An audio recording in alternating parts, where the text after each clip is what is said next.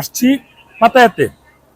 পাতায়াতে ওই মাহিয়ার লিয়া গেস্ট হাউসের মাঝখানে যে জায়গাটা, এখানে এই অক্টোপাস গুলো পাওয়া যায়। আমার খুব ফেভারিট খাবার। আগে যদিও 60 বাত নিত, এখন এটা নিচ্ছে আপনার 80 বাত। দাম বেড়ে গেছে। এখানে একটা ডিম আছে, অনেকগুলো অক্টোপাস আছে, এগুলো দিয়ে খাবার।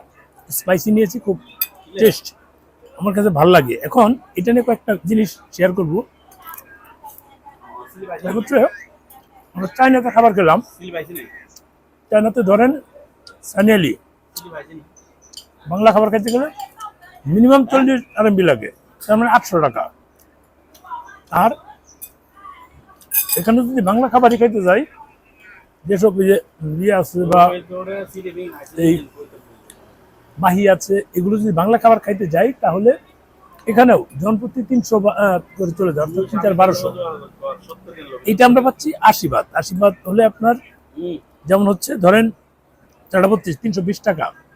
আর এই খাবার একটা রাতে খাবার আছে বা আরো অন্য জায়গায় আছে, 20 বাত, 25 বাত, 30 বাতে অ্যাভেলেবেল খাবার পাওয়া যায়। ওই খাবারগুলো খাওয়া যায়। আমি কেন বিষয়গুলো বললাম, যারা বাংলাদেশ থেকে আসে তারা বলে যে বাংলা খাবার খুঁজে, বাংলা খাবার খাওয়ার জন্য। আর এই ব্যক্তিগুলোই যখন বাংলাদেশে থাকে তখন বলে যে আমি থাই খাবার খেতে যাচ্ছি, কেউ যাবে কিনা, বা থাই খাবার দোকানে গিয়ে একটা ছবিতে বলছে আমি থাই খাবার খেতে আসছি। এই মানুষগুলো, তাদের ফোকাসটা হচ্ছে এটা যে বাংলাদেশে থাকলে থাই খাবার খুঁজবে, আর থাইল্যান্ডে আসলে বাংলা খাবার খুঁজবে।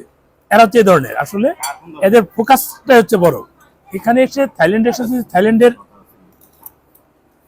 লোকাল খাবার আপনারা যদি টেস্ট না করেন, তার তো হলো না। নিশ্চয়ই লোকাল খাবারগুলো আপনাদের টেস্ট করতে, এই লোকাল খাবার টেস্ট করলে এখানকার মানে ভেরিয়েশনটা বুঝবেন। আমাদের খাবার, এখানকার খাবার, আমরা বাংলাদেশে থাই খাবার খাই আর এখানকার খাবার খান, দেখবেন পার্থক্য কত। যারা দেশে বসে থাই খাবার খান, তারা অনুগ্রহ করে থাইল্যান্ডে এসে অন্তত বাংলা খাবার না খুঁজে থাইল্যান্ডের যে লোকাল খাবার আছে, থাই ফুড, সেগুলো খান। সি ফুড, এই যে অক্টোপাস আছে, মানে প্রোটিন টোটিন যা দরকার সবই পাবেন। ওরা ওইভাবেই খাবারগুলো তৈরি করে। এতে আমার অনুরোধ থাকবে, একবার টেস্ট করবেন। দেখান তো ভাই একটু, এটা একটু দেখান তো। দেখেন অক্টোপাস কিন্তু খাচ্ছি, এই যে